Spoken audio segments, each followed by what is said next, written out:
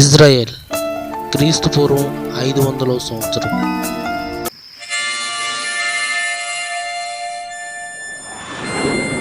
ఇజ్రాయేలు దేశాన్ని ఆహాబ్ అనే రాజు పరిపాలిస్తూ ఉండేవాడు.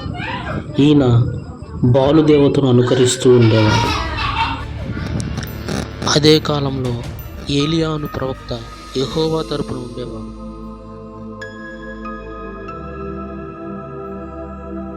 యెహోవా దూత ఏలియా ప్రవక్తకు ప్రత్యక్షమవగా ఏలియా రాజుతో, ఇంకా ఎంతకాలం రెండు తలంపుల మధ్య యెహోవా దేవుడా బాలు దేవుడా నిరూపిద్దామని కర్మేల్ పర్వతం మీదకి అందరినీ రమ్మని పిలుస్తాడు.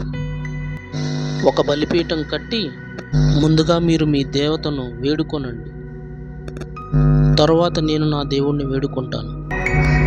ఎవరు ఆకాశం నుండి అగ్ని కురిపిస్తారో చూద్దాం.